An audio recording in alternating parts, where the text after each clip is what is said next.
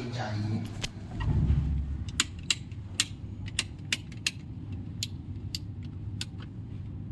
اور ولی کون ہوتا ہے، اللہ والا کون ہوتا ہے، اور اللہ والا بننے کے لیے کیا کرنا چاہیے، یہ آپ حضرات کے سامنے اللہ کی توفیق سے عرض کرنا چاہتا ہوں۔ اللہ نے کہا کہ اولیاء وہ ہوتے ہیں جو تقوی والے ہوتے ہیں، ان اولیاءہ الا المتقون، صرف اور صرف تقوی والے اللہ کے دوست ہیں، اولیاء ہیں، وہ اللہ والا ہے۔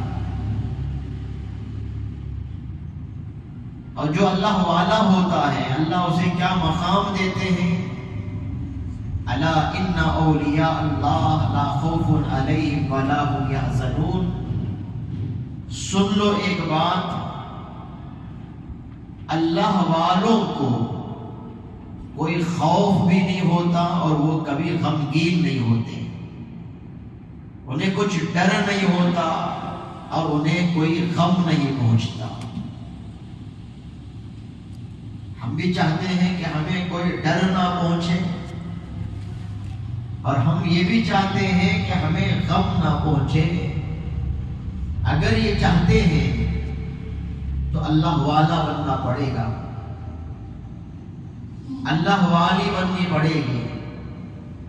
اللہ والا بن جائیں گے تو ڈر بھی نہیں، غم بھی نہیں، دنیا میں ڈر نہیں، آخرت کا غم نہیں، دنیا اور آخرت اسے آسانی سے ملے گی، امن کے ساتھ ملے گا، خوشیوں کے ساتھ ملے گی۔ اس کے لیے ولی بننا پڑے گا، اللہ والا بننا پڑے گا، نیک بننا پڑے گا۔ آج ہم جو ٹھوکر کھاتے ہیں اللہ والا نہ بننے کی وجہ سے، نیک نہ بننے کی وجہ سے ہم کو ٹھوکریں ملتی ہیں۔ اور اللہ والا کون ہوتا ہے، ہاتھ اٹھائے تو اس کی دعا قبول ہوتی ہے، وہ اللہ والا ہوتا ہے، جس کو مستجاب الدعوات کہتے ہیں۔ ہاتھ اٹھائے اپنی بات کو رکھتا ہے، جلد اس کی دعا قبول ہو جاتی ہے، وہ جو مانگتا ہے اللہ اسے وہ دیتے ہیں۔ یہ اللہ والا ہوتا ہے، اس کی دعاؤں کو اللہ قبول کرتے ہیں۔ اللہ والا کون ہوتا ہے، اللہ والا وہ ہوتا ہے لوگوں کی نظروں میں محبوب ہوتا ہے، لوگ محبت کی نظر سے اسے دیکھتے ہیں، لوگ پیار کی نظر سے اسے دیکھتے ہیں، نام عزت کے ساتھ اس کا لیتے ہیں، وہ اللہ والا ہوتا ہے۔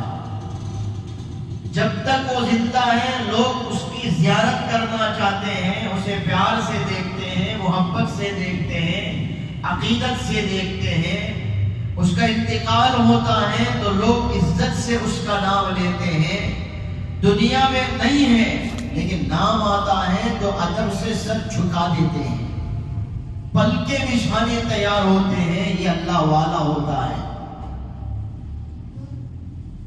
آج حضرت محبوب سبحانی شیخ عبد القادر جیلانی رحمت اللہ علیہ نہیں ہیں، لیکن جب ان کا نام آتا ہے تو کتنی عزت سے نام لیا جاتا ہے۔ حضرت خواجہ معین الدین چشتی رحمت اللہ علیہ نہیں ہیں، لیکن جب نام آتا ہے تو کتنا ادب سے نام لیا جاتا ہے۔ حضرت نظام الدین اولیاء نہیں ہیں، لیکن نام آتا ہے تو کتنی محبت سے نام لیا جاتا ہے۔ حضرت مولانا اشرف علی تھانوی رحمت اللہ علیہ نہیں ہیں، حضرت مولانا محمد الیاس صاحب رحمت اللہ علیہ نہیں ہیں، حضرت مولانا محمد زکریا صاحب نہیں ہیں، حضرت امام اعظم ابو حنیفہ علیہ الرحمہ نہیں ہیں، لیکن ان کا نام آتا ہے تو کتنی محبت سے نام لیا جاتا ہے، دل پر گویا کہ ان کی حکومت چلتی ہے۔ انہیں اللہ والا کہتے ہیں۔ ویسا اللہ والا بننے کی ہم کو کوشش کرنی چاہیے۔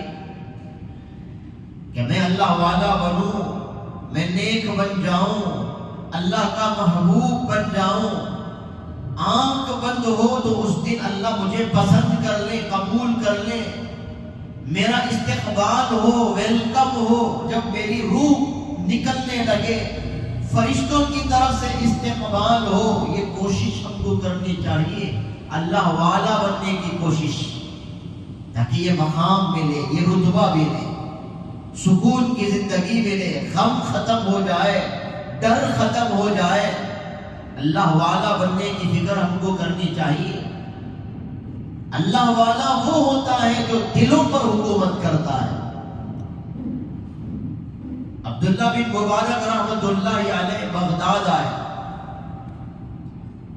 اطلاع ملی بغداد والوں کو کہ ایک بڑا محدث، ایک بڑا فقیہ بغداد آنے والا ہے۔ سارے بغداد والے نکل گئے بارڈر پر استقبال کرنے کے لیے، پورا شہر خالی ہو گیا۔ اچانک ایک زور سے آواز آئی۔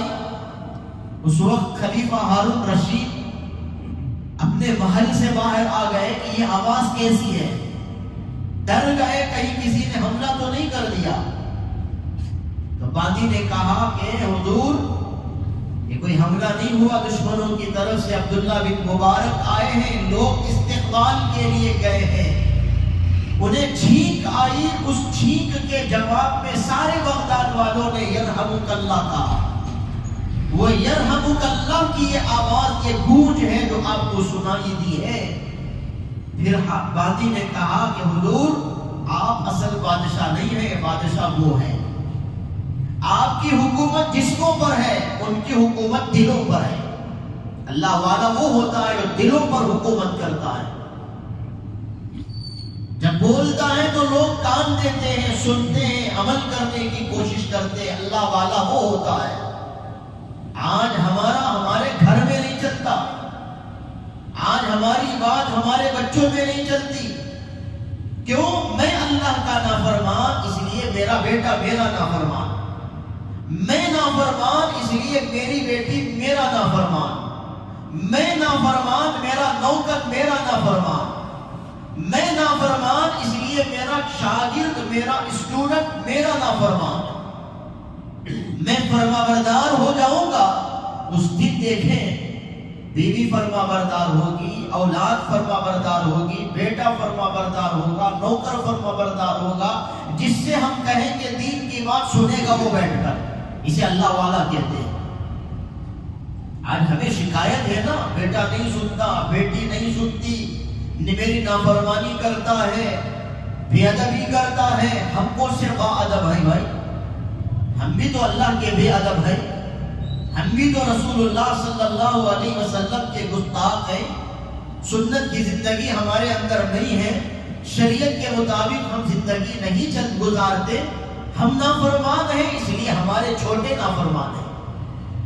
ہم فرما بردار بن جائیں تو دیکھیں پھر کیا ہوتا ہے، سب فرما بردار بن جائیں گے۔ اللہ والا بننا چاہیے، اور اللہ والا بننے کے لیے صرف کیا کرنا ہے؟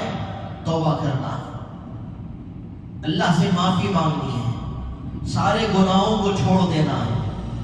فضیل بن عیاض رحمت اللہ علیہ ایک بہت بڑے اللہ والے، بہت بڑے بزرگ،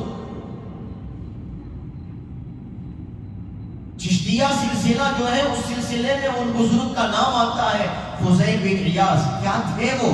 ڈاکو تھے، ڈاکہ ڈالتے تھے، جوانی ان کی ڈاکہ زنی میں گزری ہے۔ چیلنج کرتے کہ وہاں ڈاکہ ڈالوں گا تو وہ ڈاکہ ڈال کر دکھاتے، وہاں سے وہ مال لوٹوں گا تو لوٹ کر دکھاتے۔ ایک مرتبہ کہا کہ گناہ گھر سے ایک لڑکی اٹھواؤں گا، بس یہ کہہ کر کے نکلے، آدھی رات کو چھتوں کو پھلانتے ہوئے جا رہے تھے۔ ایک مکان سے تہجد کے وقت نماز پڑھنے کی، قرآن پڑھنے کی آواز آئی تو کان لگائے کہ کیا آواز ہے، اس میں قرآن مجید کی تلاوت آئی، سنے آئی تو سنتے ہیں کہ أَلَمْ يَأْنِ لِلَّذِينَ آمَنُوا أَن تَخْشَعَ قُلُوبُهُمْ لِذِكْرِ اللَّهِ، کیا ایمان والوں کے لیے وہ وقت نہیں آیا کہ اللہ کے نام کے سامنے ان کا دل نرم ہو جائے؟ یہ آیت کان میں گونجتی ہے، اسی وقت ان کا دل نرم ہوتا ہے، چھت سے اترتے ہیں، زمین پر گرتے ہیں، روتے ہیں، اتنا روتے ہیں، اتنا روتے ہیں، کہتے ہیں الان یا رب، اے اللہ وہ وقت آ گیا، میرا دل نرم ہو گیا، میں توبہ کرتا ہوں، میں سارے گناہوں کو چھوڑتا ہوں، توبہ کیا، سارے گناہوں کو چھوڑ دیا، اتنے بڑے اللہ والے بنے، اتنے بڑے اللہ والے بنے۔ ان کا نام جب آتا ہے فضیل بن عیاض رحمت اللہ علیہ، ادب سے لیا جاتا ہے، دعا کے ساتھ لیا جاتا ہے، اس کو اللہ والا کہتے ہیں۔ ہم اور آپ بھی بن سکتے ہیں بزرگان محترم، ہماری بیویاں بن سکتی ہیں اللہ والی، ہماری بیٹیاں بن سکتی ہیں، ہمارے بیٹے بن سکتے ہیں۔ اس کے لیے کیا کرنا ہوگا؟ چند کام کرنا ہوگا، وہ کام کر لیں گے، ہم بھی اللہ والا بن سکتے ہیں، اللہ کے محبوب ہو سکتے ہیں۔ تقویٰ کی زندگی اگر آ جائے تو اللہ والا ہم بن سکتے ہیں۔ پہلا کام کیا کرنا ہوگا؟ پہلا کام یہ کرنا ہوگا، حلال کمائی کمانا ہوگا، حرام کمائی کو چھوڑنا ہوگا، حلال غذا کھانا ہوگا، حرام غذاؤں سے پرہیز کرنا ہوگا۔ یہ پہلا کام ہے، یہ پہلا کورس ہے۔ جو کھاتے ہیں حلال کھائیں، جو کماتے ہیں حلال کمائیں، محنت کی کمائی کمائیں، حلال کمائیں، اس دن سے اللہ والا بنتے چلے جائیں گے۔ ایک ایک نوالا احتیاط کے ساتھ کھائے کہ کوئی نوالا حرام پیٹ پہ نہ جائے، کوئی شک والا نوالا پیٹ میں نہ جائے، بہت احتیاط کے ساتھ کھائے، حلال کھانے کی فکر کرے، حلال کمانے کی فکر کرے، ایمانداری کے ساتھ، امانت داری کے ساتھ، شریعت کے مطابق کمانے کی ہم فکر کریں گے، اس دن اللہ والا بن جائیں گے۔ کیونکہ حلال کمائی میں یہ تاثیر ہے، دعا جو مانگتے ہیں وہ دعا قبول ہوتی ہے۔ حرام کمائی کا بوال یہ ہے، ایک دعا اس کی قبول نہیں ہوتی جو حرام کھاتا ہے، جو حرام کماتا ہے، جو حرام مال کی خواہش کرتا ہے، اس کی ایک دعا قبول نہیں ہوتی۔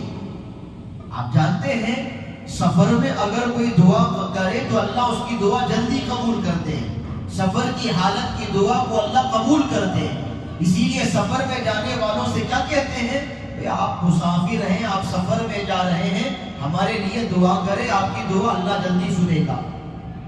بیمار کی دعا اللہ جلدی قبول کرتا ہے، مسافر کی دعا اللہ جلدی قبول کرتا ہے۔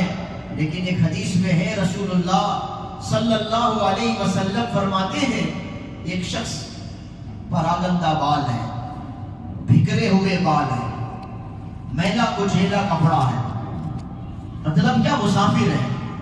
مسافر ہی تو ہوتا ہے جس کے بال پراگندہ ہوتے ہیں، اسے بال بنانے کی فرصت نہیں، اسے چہرہ بنانے کی طرف توجہ نہیں، کپڑا بدلنے کی طرف اسے توجہ نہیں ہوتی۔ سفر میں ایسے جیسے تیسے رہتا ہے، ایسا آدمی وقت آنے پر وہ ہاتھ اٹھاتا ہے، یا ربی یا ربی یہ کہتا ہے، دعا کرتا ہے وہ مسافر۔ مطعمہ حرام ملبسہ حرام انا یستجاب لذلک، اس کا کھانا حرام کا، اس کا کپڑا حرام کا، اس کا جینا حرام کا، غذی بالحرام، حرام سے پلا بڑا ہے، اس کی دعا اللہ کیوں قبول کرے گا؟ اللہ قبول نہیں کرے گا۔ کھانا حرام کا ہے، اللہ اس کی دعا قبول نہیں کرے گا۔ پہنتا حرام کا ہے، اللہ اس کی دعا قبول نہیں کرے گا۔ پلتا بڑھتا ہے حرام کے مال سے، اللہ اس کی دعا قبول نہیں کرے گا۔ ذرا ہم بیٹھ کر سوچیں، ہم کیسی کمائی کماتے ہیں، کہاں سے کماتے ہیں، خود کھاتے ہیں، اپنے بچوں کو کھلاتے ہیں، اس کا اثر کیا ہوگا؟ ایک ایک پیسہ حلال کا کمائیں اور ایک ایک پیسہ اس کی غذا بنا کر کے کھائیں، اس کی تاثیر دیکھیں۔ حلال کمائی، اس کی برکتیں کچھ اور، دعا مانگے تو اللہ دعا قبول کرتا ہے، حلال کمائی کمانے والے کی دعا اللہ قبول کرتا ہے۔ علم کا دروازہ اللہ اس کے لیے کھولتا ہے، نیکیوں کا ارادہ اس کے دل میں آتا ہے کہ یہ نیکی کریں گے، یہ نیکی کریں گے، یہ نیکی کریں گے، نیکیوں کا خیال دل میں آتا ہے تو سمجھ لو کہ پیٹ میں اچھی غذا گئی ہے۔ اگر گناہوں کا خیال آتا ہے، سنیما دیکھیں گے، گانا سنیں گے، گانا گائیں گے، فلاں کریں گے، یہ کریں گے، غلط کاموں کی طرف خیال جاتا ہے تو سمجھ لو کہ پیٹ میں کچھ گڑبڑ ہے۔ حلال غذا کے بجائے حرام غذا پیٹ میں جا رہا ہے۔ اگر خیال آئے نماز پڑھیں گے، نمازی بن جائیں گے، تسبیح پڑھیں گے، توبہ کریں گے، استغفار کریں گے، اچھا کام کریں گے، سمجھ لو کہ اچھا کھانا ہم کھاتے ہیں، حلال کھانا ہم کھاتے ہیں، حلال کمائی ہم کماتے ہیں۔ امام شافعی علیہ الرحمہ کے پاس ان کے ایک شاگرد، وہ بھی ایک بڑے امام احمد بن حنبل رحمت اللہ علیہ آئے۔ جیسے ہی ان کے آنے کی اطلاع ملی، گھر میں خوشیاں، امام احمد بن حنبل آ رہے ہیں، احمد بن حنبل آ رہے ہیں، سب خوشیاں منا رہے ہیں، بچے خوشیوں میں ہیں۔ آئے اپنے استاد کے پاس، رات کا کھانا چنا گیا، دسترخوان میں جوڑا گیا، جو کھانے سے فارغ ہو گئے، ان کے لیے ایک کمرہ تھا، اس کمرے میں ان کو قیام کے لیے رکھا گیا، تو انہوں نے وہاں قیام کیا، فجر کی نماز پڑھی، فجر کی نماز سے فارغ ہو کر کے رخصت مانگی کہ حضرت رخصت دے، اجازت دے، میں رخصت ہونا چاہتا ہوں۔ تو حضرت نے کہا میں اجازت دوں گا بعد میں، آپ کو جانے کی اجازت دوں گا بعد میں، پہلے ہمارے بچوں کے کچھ سوالات ہیں، ان سوالات کا جواب دے کر کے جائے۔ فرمایا حضرت کیا سوال ہے؟ ہمارے بچے یہ کہتے ہیں، ہماری بچیاں یہ پوچھتی ہیں، یہ کیسا بڑا امام ہے، کتنا بڑا عالم، کیسا یہ بڑا عالم ہے، جب کھانے کے لیے بیٹھا تو پورا دسترخوان ختم کر دیا، حلق تک کھایا، حالانکہ کھانے کا طریقہ کیا ہے؟ کچھ پیٹ خالی رکھنا، کچھ پیٹ پانی کے لیے رکھنا، کچھ پیٹ غذا کے لیے، سانسوں کے لیے چھوڑنا، کھاتے گئے، خوب سیر ہو کر کے کھائے۔ یہ سوال ہے ان کا۔ اور دوسرا یہ ہے کہ تم نے تہجد کی نماز نہیں پڑھی، بچے یہ کہتے ہیں۔ اور تیسرا یہ کہ جب فجر کا وقت آیا تو سینہ مصلے پر آ گئے، جو وضو کا پانی رکھا گیا تھا تم نے وضو نہیں بنایا، رات بھر سوئے، خوب کھائے، بے وضو آ کر کے آپ نے نماز پڑھا دی۔ ہمارے بچے یہ پوچھتے ہیں، ذرا آپ وضاحت فرما دیں۔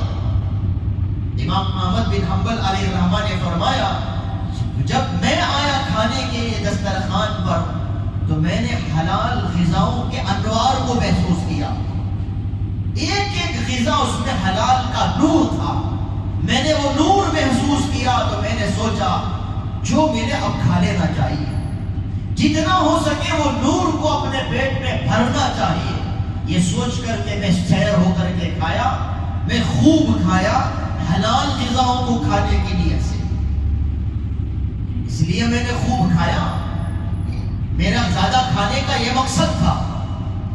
اس کے بعد آپ نے مجھے کمرے میں بھیجا آرام کرنے کے لیے، میں جا کر جب لیٹا، حلال کھانے کی برکت یہ تھی، اس کا وہ نور یہ تھا، آنکھ بند کرنے لگا تو اتنے میں قرآن کی آیتیں ذہن میں آئی، یہ مسئلہ، یہ مسئلہ، یہ مسئلہ، اس آیت سے یہ مسئلہ نکلا، اس آیت سے یہ مسئلہ نکلا، یہ حدیث سے یہ مسئلہ نکلا، ویسے قرآن کی آیتوں سے کئی مسائل نکلتے گئے، بیٹھ کر کے اسے لکھنا شروع کیا میں نے۔ اس لیے مجھے سونے کا موقع ہی نہیں ملا، رات بھر میں قرآن میں سوچنے لگا، حدیث میں سوچنے لگا، اور قرآن و حدیث کی روشنی میں مسائل لکھنے لگا، مسئلوں کو لکھنے لگا، تو مجھے فرصت نہیں ملی، سونے کا اتفاق نہیں ہوا، اور تہجد بھی میں نے نہیں پڑھی، اور جب میں رات بھر نہیں سویا تو مجھے وضو کا تقاضا بھی نہیں تھا، اس لیے میں اس پانی سے وضو نہیں کیا، اور عشاء کے وضو سے میں نے فجر کی نماز پڑھائی۔ یہ ہوتا ہے حلال غذا کا نور، یہ ہوتا ہے حلال غذاؤں کی برکتیں۔ آج بزرگان محترم ذرا ہم سوچیں ہمارا لقمہ کیسا ہوتا ہے، ہماری کمائی کیسے ہوتی ہے، ہم صرف مال بڑھانے کی فکر میں رہتے ہیں، وہ مال بڑھتا ہے کہاں سے بڑھتا ہے اس کی فکر نہیں ہوتی۔ ایک اللہ والے نے کہا بھائی مال کے انکم کو پہچاننے کے لیے مال کے ایکسپنس کو دیکھ لو، خرچ کو دیکھ لو کہ تمہارا مال کہاں خرچ ہو رہا ہے۔ اگر اچھی جگہوں میں خرچ ہو رہا ہے سمجھ لو کہ جو مال آیا اچھی جگہوں سے آیا، حلال جگہوں سے آیا، مسجد میں لگ رہا ہے، ماں باپ پر لگ رہا ہے، بچوں پر لگ رہا ہے، بیوی پر لگ رہا ہے، اپنی ذات پر لگ رہا ہے، یتیموں پر، بیواؤں پر، دین کی خدمتوں میں مال لگ رہا ہے، سمجھ لو اس سے فیصلہ کر لو کہ تمہیں حلال مال آیا تھا، حلال جگہوں میں گیا، خیر کے جگہوں میں گیا۔ اگر مال تمہارا غلط جگہوں میں لگ رہا ہے، سینما میں لگ رہا ہے، ہوم تھیٹر میں لگ رہا ہے، ویڈیو میں لگ رہا ہے، غلط جگہوں میں لگ رہا ہے، غلط کاموں میں تمہارا مال لگ رہا ہے، تو سمجھ لو کہ غلط جگہ سے وہ مال آیا تھا۔ اچھی جگہوں سے آنے والا مال غلط جگہوں میں جا نہیں سکتا۔ ضرور تمہارا وہ مال جو LCD میں لگا، ہوم تھیٹر میں لگا، سینما میں لگا، گانوں میں لگا، غلط جگہوں میں لگا، غلط خواہشات میں وہ مال لگا ہے کا مطلب حرام راستے سے آیا، حرام راستے میں گیا۔ اگر تمہارا مال مسجدوں میں لگا، مدرسوں میں لگا، یتیموں میں لگا، بیواؤں میں لگا، ماں باپ کو خوش کرنے میں لگا، تو سمجھ لو حلال راستے سے آیا تھا، جائز راستے میں گیا۔ یہ پہچاننے کا طریقہ ہے، ایک معیار ہے یہ۔ اس لیے بزرگان محترم ذرا احتیاط کریں، حرام غذاؤں سے پرہیز کریں، حلال کھانے کی ہم فکر کریں تو اللہ والے بن جائیں گے، دعا قبول ہوگی، اپنے لیے مانگیں گے دعا قبول، اولاد کے لیے مانگیں گے دعا قبول ہوگی۔ دوسرا کام کیا کرتا ہے؟ دوسرا کام یہ ہے نظروں کی حفاظت، آنکھ کی حفاظت۔ آنکھ کی حفاظت یہ ولی بننے کا ایک راستہ ہے، نیک بننے کا ایک راستہ ہے، اللہ والا بننے کا راستہ آنکھ کو بچانا۔ مرد بھی اپنی آنکھ کو بچائے، عورت بھی اپنی آنکھ کو بچائے، اللہ والا بن جائیں گے، نیک بن جائیں گے، بزرگ بن جائیں گے، دعا مانگیں گے تو دعا قبول ہوگی۔ قرآن مجید میں اللہ تعالیٰ نے کیا فرمایا؟ قل للمؤمنین یغضوا من ابصارہم، اے پیغمبر ایمان والوں سے کہہ دیں اپنی نظروں کو نیچے رکھیں۔ آپ قرآن مجید پہ ذرا غور کریں، جہاں اللہ نے مردوں کو حکم دیا وہاں عورتوں کو جوڑ لیا۔ اقیموا الصلاۃ، نماز قائم کرو، ایک ہی آیت میں مردوں کے لیے بھی حکم ہے، عورتوں کے لیے بھی حکم ہے۔ الگ الگ اللہ نے نہیں کہا مردوں سے کہو نماز پڑھیں، عورتوں سے کہو کہ نماز قائم کرے، الگ الگ نہیں کہا، ایک ہی جگہ میں کہا۔ زکات ایک ہی جگہ میں کہا، مردوں کے لیے بھی عورتوں کے لیے بھی۔ روزہ ایک ہی جگہ میں کہا، مردوں کے لیے بھی عورتوں کے لیے بھی۔ لیکن آنکھ کی حفاظت کا جب مسئلہ آیا اللہ نے کیا کہا؟ قل للمؤمنین یغضوا من ابصارہم، یہ مردوں کے لیے الگ۔ قل للمؤمنات یغضضن من ابصارہن، عورتوں سے کہو، ایمان والیوں سے کہو کہ وہ اپنی نظروں کو نیچے رکھیں۔ الگ الگ انڈیویجول اللہ تعالیٰ نے بیان کیا، الگ الگ پارٹ کر کے بیان کیا۔ ایمان والے مردوں سے کہو اپنی نظروں کو نیچے رکھے، ایمان والی عورتوں سے کہو کہ وہ اپنی نظروں کو نیچے رکھے۔ نظروں کی حفاظت یہ اللہ چاہتے ہیں، کسی عورت پر نظر نہ پڑے، کسی مرد پر نظر نہ پڑے، عورت کسی مرد کو نہ دیکھے، مرد کسی عورت کو نہ دیکھیں، یہ اللہ چاہتے ہیں۔ بدنگاہی ایک بڑا گناہ ہے، بدنگاہی ایک بڑا عذاب ہے، بدنگاہی ایک بڑا وبال ہے، بدنگاہی تباہی لانے والا گناہ ہے، ہم اس کو نہیں سمجھتے۔ راستہ چلتے ہوئے پتہ نہیں کتنی نظریں ہماری بھٹک جاتی ہیں، کہاں کہاں ہماری نظریں پہنچ جاتی ہیں، کتنی بہو بیٹیوں کو ہم تک لیتے ہیں، دیکھ لیتے ہیں، اور کتنے مردوں کو اب خواتین عورتیں دیکھ لیتی ہیں۔ پھر کیا ہوتا ہے؟ تباہی آتی ہے، معاشرہ سماج خراب ہوتا ہے، عفت ختم ہوتی ہے، پاک دامنی ختم ہوتی ہے اسی آنکھ کے راستے سے۔ آنکھ کی حفاظت ایک بہت بڑی ذمہ داری ہے، ایک بہت بڑا فریضہ ہے۔ نبی کریم صلی اللہ علیہ وسلم نے کیا فرمایا؟ لعن اللہ الناظر والمنظور الیہ، دیکھنے والے پر اللہ لعنت کرے، جسے دیکھا گیا اللہ اس پر لعنت کرے۔ آپ ذرا سوچیں، ماں اگر بد دعا دے دے کتنا ڈرتے ہیں ہم، یتیم اگر بد دعا دے دے کتنا ڈرتے ہیں ہم، کوئی مظلوم اگر بد دعا دے دے کتنا ڈرتے ہیں ہم۔ یہ سب ڈرنے کی جگہ، ماں کی بد دعا سے لوگ ڈرتے ہیں، ڈرنا چاہیے۔ یتیموں کی بد دعا سے لوگ ڈرتے ہیں، ڈرنا چاہیے۔ مظلوموں کی بد دعا سے لوگ ڈرتے ہیں، ہاں ڈرنا چاہیے۔ یہاں رسول اللہ صلی اللہ علیہ وسلم کی یہ بد دعا ہے، جو بدنگاہی کرتا ہے اللہ کے نبی کی بد دعا ہے، اللہ لعنت کرے دیکھنے والے کو اور اللہ لعنت کرے اس سے جسے دیکھا جا رہا ہے۔ ارے وہ چہرہ کھولا رکھی تبھی تو دیکھا، دیکھنے والا بھی گنہگار، جسے دیکھا گیا وہ عورت بھی گنہگار۔ جو عورت چہرہ کھولا رکھ کر کے چلتی ہے، بغیر برقعے کے چلتی ہے، بغیر نقاب کے چلتی ہے، بغیر پردے کے چلتی ہے، مفت میں وہ گناہ کماتی ہے۔ مرد دیکھا تو مرد بھی گنہگار، جسے دیکھا گیا وہ بھی گنہگار۔ اللہ کے نبی نے دونوں کے لیے بد دعا فرما دی، اللہ لعنت اس پر بھی کرے، اللہ لعنت اس پر بھی کرے۔ آج کتنی بڑی خرابی ہے کہ ایک شریف آدمی راستہ چل کر مسجد تک پہنچنا اس کے لیے مشکل، دکان تک جانا اس کے لیے مشکل، اپنی جاب کے لیے جانا اس کے لیے مشکل، ہر طرف بے حیائی بے حیائی، عورتوں کی طرف سے بے پردگی، عورتوں کی طرف سے بے حیائی، بے نقابی، بے حجابی، یہ سب کچھ ہو رہا ہے بزرگان محترم، اور ہم اس پر راضی ہیں۔ اور اس سے بڑھ کر بچوں کے ہاتھ میں موبائل ہے، بچیوں کے ہاتھ میں موبائل ہے، وہ کس سے باتیں کرتے ہیں، کس سے ان کا تعلق ہے، بالکل کم عمر بچہ ہے ادھر کم عمر بچی ہے، ان کی دوستیاں آپس میں ہو جاتی ہیں، فیس بک کے ذریعے سے دوستی، انسٹاگرام کے ذریعے سے دوستی۔ باپ خوش ہیں، میرا بچہ پڑھتا ہے، میری بچی پڑھتی ہے، فرسٹ آنے پر انعام موبائل دلا دیا جاتا ہے، انٹرنیٹ کنیکشن دلا دیا جاتا ہے، اس کی ہر خواہش کو پوری کرتا ہے۔ اسے یہ خبر نہیں کہ میری بچی انسٹاگرام میں ہے تو کس سے دوستی کرتی ہے، میرا بچہ وہ فیس بک میں ہے یا انسٹاگرام میں ہے تو وہ کس سے دوستی کرتا ہے۔ ماں باپ کو اس سے لینا دینا نہیں۔ جب تباہی سامنے آتی ہے، بے عزتی جب ہوتی ہے، تو اسی صورت میں ماں باپ پریشان ہوتے ہیں، روتے دھوتے ہیں۔ آج یہ موضوع چھیڑنے کا مقصد بھی یہی تھا بزرگان محترم۔ ابھی حال میں کل پرسوں کی بات، کرناٹک کا ایک علاقہ، اس علاقے سے ایک بچی بھاگ کر کے آندھرا پہنچتی ہے اپنے بوائے فرینڈ کے پاس، اس کے گھر میں آ کر رہنے لگتی ہے۔ ماں باپ اصرار کرتے ہیں، ماں باپ بلاتے ہیں، کہتی ہے کہ نہیں میں اسی کے ساتھ رہوں گی، اسی کے ساتھ میں رہوں گی، اسی سے میں شادی کروں گی۔ عمر کتنی؟ 17 سال۔ بچی کی عمر 17 سال، اس لڑکے کی عمر 17 سال۔ کہاں سے دوستی ہوئی بھائی؟ کرناٹک کے اس کونے سے آندھرا کے اس علاقے میں آ کر کے بچی رہتی ہے، تقریباً 400-500 کلومیٹر دور اکیلا سفر کر کے اس اپنے بوائے فرینڈ کے ساتھ بھاگ جاتی ہے۔ کہاں سے دوستی ہوئی؟ حالانکہ یہ پڑھا لکھا نہیں، یہ قصاب ہے۔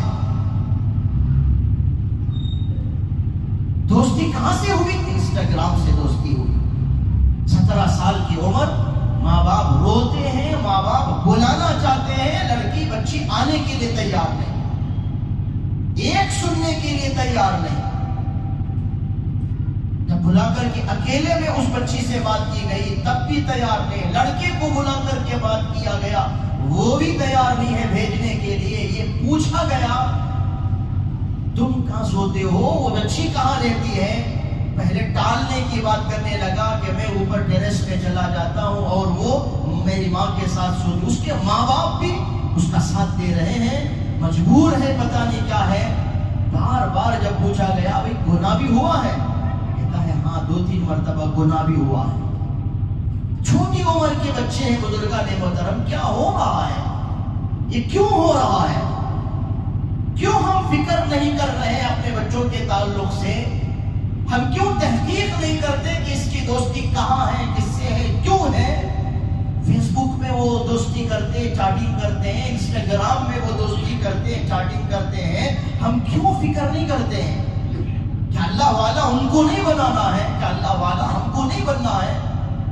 جب یہ نتیجہ سامنے آتا ہے تو اب رونے سے کیا فائدہ؟ ماں باپ نے تو یہ کہہ دیا کہ تو آج کے لیے، آج سے تو ہمارے لیے مر گئے، ہم سمجھ جاتے ہیں، لیکن اس سے مسئلے کا حل نہیں نکلے گا، بے عزتی تو ہوگی، پھر اس کی زندگی خراب ہوگی، وہاں پر بے حیائی ہوگی، وہاں پر پھر وہ نسل بے حیا نسل وہاں سے نکلے۔ یہ سب اس کے ذمہ دار کون ہے؟ ہماری غفلت ہے، ہماری کوتاہی ہے، ہماری طرف سے لاپرواہی ہے۔ ہم توجہ نہیں دیتے اپنے بچوں پر، ہم توجہ نہیں دیتے اپنے بچوں پر۔ ذرا سوچنے کی ضرورت ہے، ذرا فکر کرنے کی ضرورت ہے، خود بھی ہم اللہ والا بننے کی فکر کریں، اپنے بچوں کو اللہ والا بنانے کی ہم فکر کریں، سارے گناہوں کو چھوڑنے کی ہم فکر کریں۔ سب سے بڑھ کر نظروں کی حفاظت، اپنے بچوں کو پردوں میں رکھنا، اپنی بچیوں کو با حیا بنانا، با پردہ بنانا، ان کو سمجھانا۔ اللہ کس سے راضی ہوتا ہے؟ چند سالہ یہ زندگی، اس کی لذتیں، چند منٹ کی لذت، چند گھنٹوں کی لذت، اس کے بعد عذاب ہی عذاب ہے، یہ سب ان کو سمجھانا یہ ہماری ذمہ داری ہے۔ وہ سمجھیں گے کب؟ جب پہلے ہم دین سمجھیں گے، ہم تقوی والے بنیں گے، ہم شریعت کے مطابق زندگی گزارنے والے بنیں گے، تو پھر بچے سمجھیں گے دین کیا ہے، شریعت کیا ہے۔ اللہ کے نبی نے کیا فرمایا؟ النظر سہم مسموم من سہام ابلیس۔ نظر بازی، بد نگاہی، بد نظری یہ شیطان کے زہریلے تیروں میں سے ایک تیر ہے۔ من ترکہا مخافتی، اللہ فرماتے ہیں، یہ حدیث قدسی ہے، اللہ فرماتے ہیں جو بد نگاہی کو چھوڑ دے گا، میرے ڈر سے چھوڑ دے گا، یجد حلاوتہ فی قلبی، یجد حلاوت الایمان فی قلبی، وہ ایمان کی حلاوت کو اپنے دل میں پائے گا۔ اللہ کے ڈر سے جو بد نگاہی چھوڑے گا، بد نظری چھوڑے گا، کسی بہو بیٹی کو نہیں دیکھے گا، کسی مرد کو نہیں دیکھے گی، اللہ کے ڈر سے جو اس گناہ کو چھوڑ دے گا، وہ اپنے دل میں ایمان کی حلاوت پائے گا، اس کا دل ایمان کی طرف جھکے گا، ایمان کا مزہ اس کے دل میں آئے گا۔ وہ مزہ بزرگان محترم ہمیں اس کا احساس نہیں، کیونکہ ہم 24 گھنٹہ اس گناہ میں ملوث، ہماری آنکھیں بھٹکتی، ہمیں نہیں معلوم ایمان کا مزہ کیا ہوتا ہے، ہمیں نہیں معلوم ایمان کی لذت کیا ہوتی ہے، حلاوت کیا ہوتی ہے۔ یہ گناہ چھوڑ کر ہم دیکھیں، آج سے ہی یہ گناہ ہم چھوڑ کر دیکھیں، توبہ کر کے دیکھیں، تو پھر وہ ایمان کی حلاوت کیا ہوتی ہے، اس کا مزہ دل میں کیسے آتا ہے، وہ محسوس کریں گے۔ اس حدیث کی شرح میں محدثین لکھتے ہیں فقد ورد ان حلاوت الایمان اذا دخلت قلبا لا تخرج منه ابدا، کہ جب کسی کے دل میں ایمان کی حلاوت آ جائے گا، وہ حلاوت کبھی نہیں نکلتی۔ اور پھر آگے لکھتے ہیں ففی اشارۃ الی بشارۃ حسن الخاتمہ، اس میں اشارہ ہے کہ جو آدمی نگاہ کی حفاظت کرے گا، دل میں ایمان کی حلاوت پائے گا، اس کا خاتمہ ایمان پر ہوگا، حسن خاتمہ اسے نصیب ہوگا۔ ذرا ہم بیٹھ کر سوچیں، آنکھوں کی حفاظت کو ہم اپنی عادت بنائے، نظریں نیچی رکھ کر کے چلے، کسی کو نہ تکیں، اپنے بچوں کو ایسی تربیت دیں، ان کو ایسی ویسی چیز خرید کر نہ دیں ان کی خواہش کے مطابق، ان کے ہم تابع نہ بنے، بچوں کو شریعت کے تابع کرنے کی آپ کوشش کریں۔ کسی کی عزت اچھالنا مقصد نہیں ہے بزرگان محترم۔ میں صاف لفظوں میں کہتا ہوں کہ ہم لوگ غفلت میں ہیں، ہم لوگ بڑے غافل ہیں، لذتوں کے پیچھے ہم چل رہے ہیں، مزے کے پیچھے ہم چل رہے ہیں، خواہشات کے پیچھے ہم دوڑ رہے ہیں۔ شریعت کیا کہتی ہے، اللہ کیا کہتا ہے، منشأ خدا کیا ہے، اللہ کے رسول کی پسند کیا ہے، ہمیں اس کی طرف توجہ نہیں، جس کی وجہ سے ہر قدم پر ہمیں ٹھوکریں، ذلت، رسوائی، زوال، یہ سب آ رہا ہے۔ تو اللہ والا ہم بنے، نیک بننے کی ہم فکر کریں، نیک صفت بننے کی ہم کو کوشش کرنے کی ضرورت ہے۔ دعا کریں اللہ تعالی ہمیں کہی ہوئی باتوں پر، سنی ہوئی باتوں پر عمل کی توفیق نصیب فرمائے۔ وہ آخر دعوانا الحمدللہ رب العالمین۔